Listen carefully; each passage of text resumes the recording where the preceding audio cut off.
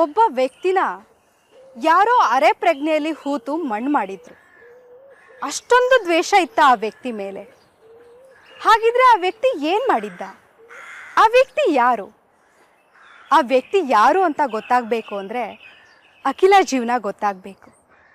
ಅಖಿಲ ಮಧ್ಯಮ ವರ್ಗದ ಮನೆ ಹುಡುಗಿ.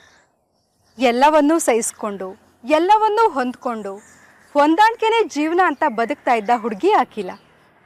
ಹಾಗಂತ ಅವಳ ಜೀವನದಲ್ಲಿ ಖುಷಿನೇ ಇರಲಿಲ್ಲ ಅಂತಲ್ಲ, ಆದರೆ ಆ ಖುಷಿ ಹೆಚ್ಚೊತ್ತು ಉಳಿತಾ ಇರಲಿಲ್ಲ.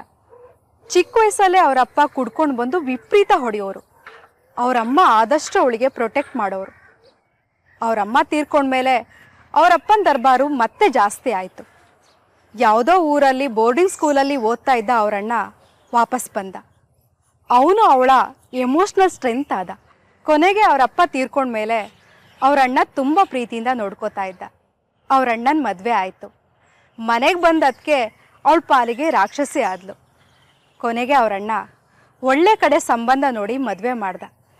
6 ತಿಂಗಳ ಹಿಂದೆ ಅಷ್ಟೇ ಅವಳು ಮದುವೆ ಆಗಿದ್ದು.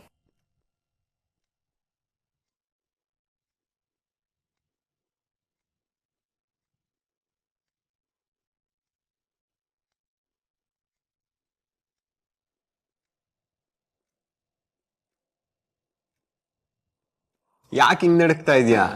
ನನ್ ಕಂಡ್ರೆ ಭಯಾನಾ? ಹಾಗೇನಿಲ್ಲ. ನಿನ್ನ ಕಣ್ಣು ನಿನ್ನ ಕೈ ಎಲ್ಲ ಹೇಳ್ತಾ ಇದೆ. ಬಾ ಕೂತ್ಕೋ. ಬಾ ಹಾಲು ಕುಡಿ. ಅಯ್ಯೋ, ಇದು ನಿಮಗೆ ತಂದಿರೋದು.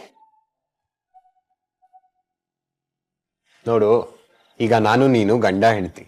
ನಂದು ನಿಂದು ಅನ್ನೋದೇನೂ ಇಲ್ಲ, ಎಲ್ಲ ನಮ್ದು. ನಿಮ್ಮಣ್ಣ ನಿನ್ ಬಗ್ಗೆ ಎಲ್ಲ ಹೇಳಿದ್ದಾರೆ. ದೇಶ ಕಾಯಕ್ ನಿಂತಿರೋ ಸೈನಿಕ ನಾನು. ನಿನ್ನನ್ ಕಾಯ್ದೆ ಇರ್ತೀನಾ? ನೀನ್ ನನ್ನ ಹೆಂಡತಿ ಅಂದ್ ಮಾತ್ರಕ್ಕೆ ಹೇಳಿದ್ನೆಲ್ಲ ಕೇಳ್ಕೊಂಡು ಮನೇಲೆ ಬಿದ್ದಿರ್ಬೇಕು ಅಂತೇನಿಲ್ಲ. ನೀನ್ ಖುಷಿಯಾಗಿರ್ಬೇಕು, ನಾನು ಖುಷಿಯಾಗಿರ್ಬೇಕು, ನಾವಿಬ್ರು ಖುಷಿಯಾಗಿರ್ಬೇಕು.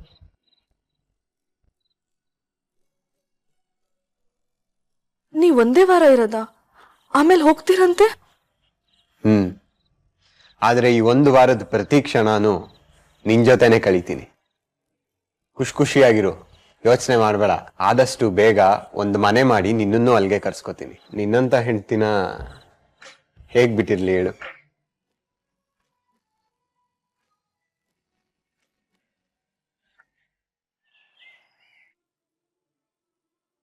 ಸರಿ, ನಾನೇನ್ ಬರ್ತೀನಿ.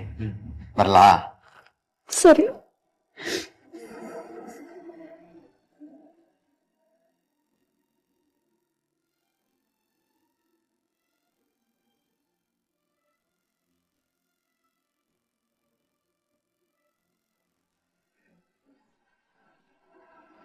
ಅಖಿಲ, ಅಖಿಲ, ಏನಾಯ್ತಣ್ಣ? ಇವತ್ತು ಬೆಳಿಗ್ಗೆ ಬಾರ್ಡ್ರಲ್ಲಿ ಅಟ್ಯಾಕ್ ಆಗಿ 12 ಸೈನಿಕರು ತೀರ್ಕೊಂಡ್ರಲ್ಲಮ್ಮ. ಅದ್ರಲ್ಲಿ ಕುಶಲಪ್ಪನು. ಅಣ್ಣ, ಏನಾಯ್ತು? ಸರಿಯಾಗಿ ಹೇಳು.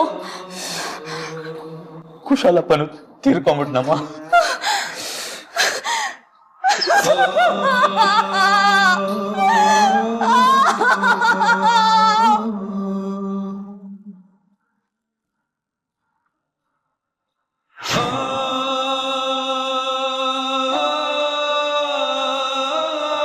ದೇಶ ಕಾಯಕ್ ನಿಂತಿರೋ ಸೈನಿಕ ನಾನು. ನಿನ್ನನ್ ಕಾಯ್ದೆ ಇರ್ತೀನಾ? ರೀ ರೀ, ಎಲ್ಲಿದ್ದೀರಾ? ಬೇಗ ಬನ್ನಿ. ಯಾಕೆ? ಏನಾಯ್ತು? ಯಾಕಂಗ್ ಅರ್ಚ್ಕೊಂತ ಇದ್ಯಾ? ಒಳ್ಳೆ ವಿಷಯನ ಯಾವತ್ತೂ ಅರ್ಚ್ಕೊಂಡು ಹೇಳ್ಬೇಕು. ನಮ್ಮ ಅಖಿಲಾಗೆ ಒಳ್ಳೆ ಸಂಬಂಧ ಬಂದಿದೆ.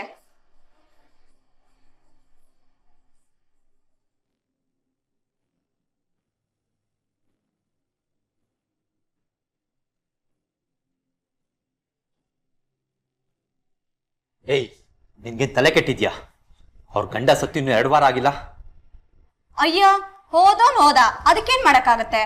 ಇಷ್ಟಾದ್ರೂ ನಿಮ್ ತಂಗಿನ ಒಬ್ಬ ಮದ್ವೆ ಆಗಕ್ ಸಿಕ್ಕಿದಾನಲ್ಲ, ಅದಕ್ಕೆ ಖುಷಿ ಪಡಿ. ಕಿರ್ಚ್ಬೇಡ, ಅಖಿಲ ಕೇಳಿಸ್ಕೊಂಡ್ರೆ ಬೇಜಾರ್ ಮಾಡ್ಕೊಂತಾಳೆ. ಅಯ್ಯ, ನಿಮ್ ಶ್ರೀಮತಿ ಮಗ ಯಾರು ಬರಲ್ವಾ? ನನಗೆ ಯಾರೂ ಇಲ್ಲ. ನೀವು ಅಖಿಲ ಜೊತೆ ಮಾತಾಡ್ತೀರಿ, ನಾನು 2 ನಿಮಿಷ ಬಂದೆ. ರೀ, ಸ್ವಲ್ಪ ಒಳಗ್ ಬನ್ನಿ.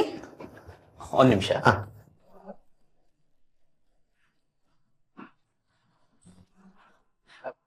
ಬಾ ಕೂತ್ಕೋ. ಪರವಾಗಿಲ್ಲ.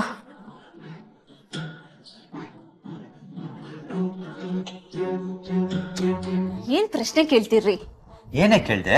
ಮದ್ವೆ ಆಗೋ ಹುಡ್ಗನ ಮನೆಯವರು ಮಗ ಅಂತ ಕೇಳಿದ್ರೆ ಕೋಪ ಬರಲ್ವಾ? ಏನು ಮದ್ವೆ ಆಗೋ ಹುಡ್ಗನ? ಯಾರವನ? ಅಖಿಲಿನ ಅಪ್ಪನ ವಯಸ್ಸು ತರ ಇದ್ದಾನೆ. ಜೋರ ಕಿರ್ಚ್ಬೇಡಿ. ಅಖಿಲಾಗಿಂತ 20 ವರ್ಷ ದೊಡ್ಡವರಷ್ಟೇ. ಏನೇ ಹೇಳ್ತಿದ್ಯಾ? ಆ ವಯಸ್ಸಾಗಿದ್ ಮುತ್ಕೊಂಡ್ ಯಾಕೆ ಕಟ್ಟಕ್ ನೋಡ್ತಿದ್ಯಾ ಅವಳನ್ನ? ಏನ್ರಿ ಅಂತ ವಯಸ್ಸಾಗಿರೋದು? ಕಟ್ಮಸ್ತಾಗಿಲ್ವಾ? ಅವ್ರಿಗೆ ಟ್ರಾವೆಲ್ಸ್ ಬಿಸ್ನೆಸ್ ಕೂಡ ಇದೆ ಗೊತ್ತಾ? ತಿಂಗಳಿಗೆ ಲಕ್ಷದ ಮೇಲ್ ಕಮಾಯಿ ಇದೆ. ನಮ್ ಕಡೆಯಿಂದ ₹1 ಖರ್ಚು ಮಾಡದೆ ಮದ್ವೆ ಮಾಡ್ಕೊಳ್ತಾ ಇದ್ದಾರೆ. ಬೇಕಾದ್ರೆ ನಮಗೂ 2-3 ಲಕ್ಷ ಕೊಡ್ತಾರೆ. ಅಷ್ಟು ದೊಡ್ಡ ಮನ್ಸು ಅವ್ರದ್ದು.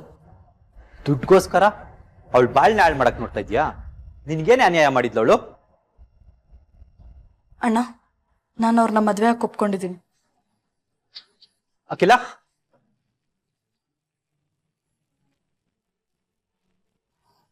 ಅಖಿಲ ಜೀವನದಲ್ಲಿ ಮಧ್ಯೆ ಬಂದ ಸ್ವಲ್ಪ ದಿನಗಳ ಸುಖ ಮತ್ತೆ ಮಾಯ ಆಗೋದ್ರಲ್ಲಿತ್ತು. ತನಗಿಂತ 20 ವರ್ಷ ದೊಡ್ಡವನಾದ ರಂಜನ್ ಶೆಟ್ಟಿನ ಮದುವೆ ಆಗೋದಕ್ಕೆ ಒಪ್ಕೊಂಡಿದ್ಲು. ಆದರೆ ಇದು ಮನಸ್ಫೂರ್ತಿಯಾಗಿ ಒಪ್ಕೊಂಡಿರೋ ಮದುವೆ ಖಂಡಿತ ಆಗಿರಲಿಲ್ಲ. ತನ್ನ ಅಣ್ಣನಿಗೆ ಹೊರೆ ಆಗಬಾರ್ದು, ಅತ್ತಿಗೆಗೆ ಬೇಜಾರಾಗಬಾರ್ದು ಅಂತ ಈ ಮದುವೆಗೆ ಒಪ್ಕೊಂಡಿದ್ಲು. ಆದರೆ ಬೇರೆಯವರ ಸಂತೋಷಕ್ಕೋಸ್ಕರ ನಮ್ಮ ಜೀವನವನ್ನು ಹಾಳು ಮಾಡ್ಕೊಳ್ಳೋದು ಎಷ್ಟರ ಮಟ್ಟಿಗೆ ಸರಿ? ರಂಜನ್ ಎಂಥ ವ್ಯಕ್ತಿ ಅನ್ನೋ ಅಂದಾಜು ಅವಳಿಗಿರಲಿಲ್ಲ. ಅಖಿಲ ಮುಂದಿನ ಜೀವನ ನರಕ ಆಗೋದ್ರಲ್ಲಿತ್ತು. ಅವಳ ಸಂತೋಷ ದುಃಖದ ಹಾವು ಏಣಿ ಆಟ ಈ ದುಃಖದಲ್ಲೇ ಮುಗ್ದು ಹೋಗ್ತಾ ಇತ್ತ, ಅಥವಾ ಮತ್ತೆ ಏನಾದರೂ ಸಂತೋಷ ಅನ್ನೋದು ಅವಳ ಹಣೆಯಲ್ಲಿ ಬರ್ದಿತ್ತ?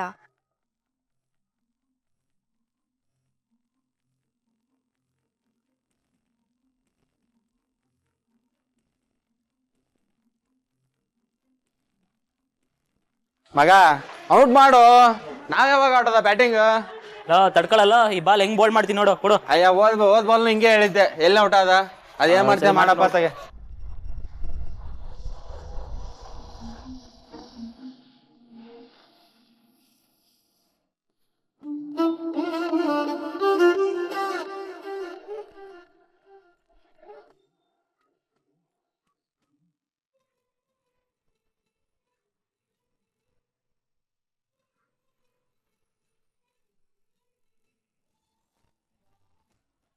ಲವ್ ಏನ ಇವ್ನು ಇನ್ನೊಂದು ಮದುವೆ ಮಾಡ್ಕೊಂಬನ್ನ?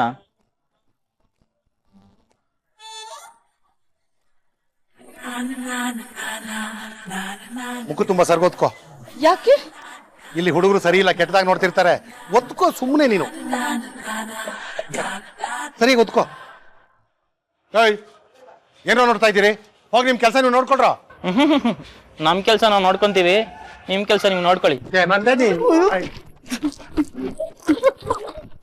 ಸಾಯಿಸ್ಬಿಡ್ತೀನಿ ನನ್ನ ಮಕ್ಳ.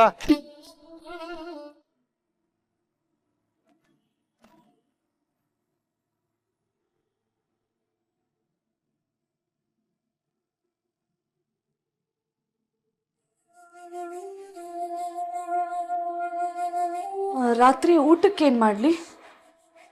ಫಸ್ಟ್ ಕ್ಲಾಸ್ ಚಿಕನ್ ಮಾಡು. ಡ್ರಿಂಕ್ಸ್ಗೆ ಫ್ರೈ ಬೇಕು, ಊಟಕ್ಕೆ ಸ್ವಲ್ಪ ಗ್ರೇವಿ. ಇಲ್ಲಿ ಚಿಕನ್ ಎಲ್ಲಿ ಸಿಗುತ್ತೆ ಅಂತ ಹೇಳಿದ್ರೆ ಹೋಗಿ ತರ್ತೀನಿ.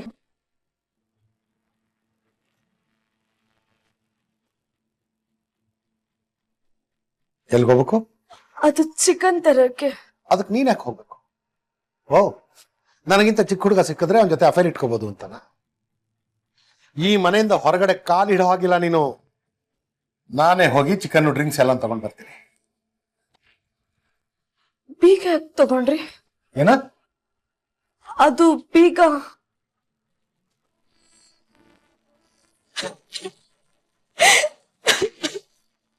ನನಗೆ ಎದುರು ಮಾತಾಡ್ತೀಯ? ನನಗೆ ಯಾವತ್ತು ಯಾವುದಕ್ಕೂ ಎದುರು ಮಾತಾಡಬಾರ್ದು. ನಾನು ಹೇಳ್ದಾಗ ಕೇಳ್ಕೊಂಡು ಬಿದ್ದಿರ್ಬೇಕು.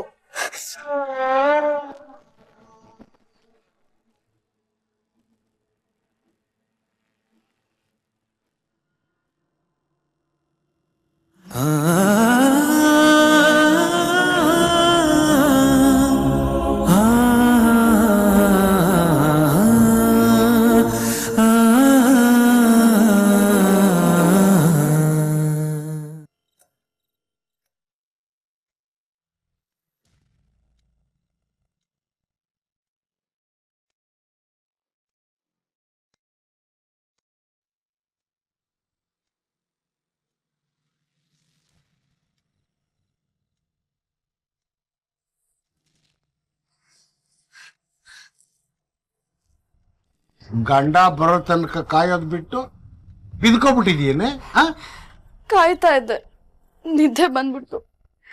ಹೊಟ್ಟೆ ಬೇರೆ ತುಂಬಾ ನೋವ್ತಾಯ್ತು. ಬಟ್ಟೆ ಬಿತ್ತು. ನನಗಿವತ್ತು ತುಂಬಾ ಹೊಟ್ಟೆ ನೋವ್ತಿದೆ. ಇವತ್ ಬೇಡ. ನೀನ್ ನನ್ನ ಮದುವೆ ಮಾಡ್ಕೊಂಡು ಕರ್ಕೊಂಡು ಬಂದಿರೋದು ಏನಕ್ಕೆ? ಬಿಚ್ಚೋ.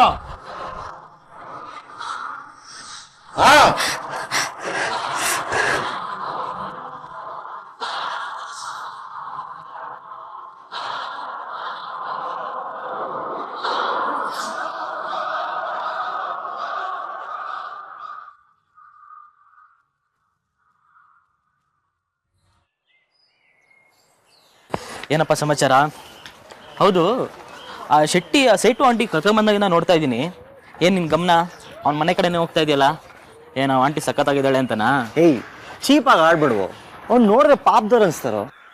ಅವ್ರು ಪಾಪದವ್ರು ಇರ್ಬೋದಪ್ಪ, ಆದರೆ ಆ ಶೆಟ್ಟಿ ಪಾಪಿ ನನ್ನ ಮಗ ಕಣ. ಕೈ ಕಾಲು ಮುರಿಯೋದಕ್ಕೂ ಹೆಸಲ್ಲ. ಅವ್ನ ಹೆಂಡ್ತಿ ನೋಡೋದಿರ್ಲಿ, ಅವ್ಳ ಬಗ್ಗೆ ಮಾತಾಡಿದ್ರು ಸಾಕು ಮಟನ್ ಥರ ಕಟ್ ಮಾಡ್ಬಿಡ್ತಾನೆ ನಮ್ಮನ್ನ. ಹೋಗಿ ಹೋಗಿ ಇಂಥವ್ನಿಗೆ ಒಳ್ಳೊಳ್ಳೆ ಹುಡುಗಿ ಸಿಗ್ತಾರಲ್ಲ. ಎಲ್ಲ ದುಡ್ಡು ಮಾಮ್ಸ್.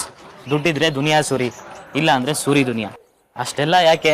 ದುಡ್ಡಿದೆ ಅಂತ ತಾನೇ ಆ ಆಂಟಿ ಶೆಟ್ಟಿನ ಮದುವೆ ಆಗಿರೋದು. ಏಯ್, ಅವ್ರು ನೋಡಿದ್ರೆ ಹಾಗೆ ಕಾಣಿಸಲ್ವೋ? ಪಾಪ ಮನೇಲಿ ಬಲವಂತಕ್ಕೆ ಮಾಡಿದ್ರು ಅಥವಾ ಕಷ್ಟ ಇತ್ತೇನೋ, ಒಳ್ಳೆ ಗಿಡಗನ ಕೈಯಲ್ಲಿ ಗಿಣಿ ಸಿಕ್ಕಾಕೊಂಡಂಗೆ ಆಯ್ತು. ಓಹೋ, ಗಿಣಿ ಏನಪ್ಪ? ಗಿಣಿ ಮೇಲೆ ಇಷ್ಟೊಂದು ವ್ಯಾಮೋಹ? ಲೋ, ಒಂದು ಕನ್ಸಲ್ಲಿದ್ರೆ ಏನೋ ತಪ್ಪು? ಪಾಪ ದಿನ ಅಳ್ತಿರ್ತಾರೆ. ಬಹುಶಃ ಶೆಟ್ಟಿ ದಿನ ಹೊಡಿತಾನೇನೋ. ಶೆಟ್ಟಿ ಹೊರಗೋಗ್ಬೇಕಾದ್ರೆ ದಿನ ಬೀಗ ಹಾಕೊಂಡು ಹೋಗ್ತಾನೋ. ಪಾಪ ಅವ್ರ ಸ್ಥಿತಿ ನೋಡಿದ್ರೆ ಅಯ್ಯೋ ಅನ್ಸುತ್ತೆ. ಆಯ್ತಪ್ಪ, ನೀನು ಹಿಂಗೆ ನೋಡ್ಕೊಂಡು ನಿಂತಿರೋ, ನನಗೆ ಸ್ವಲ್ಪ ಕೆಲಸ ಇದೆ, ನಾನು ಬರ್ತೀನಿ.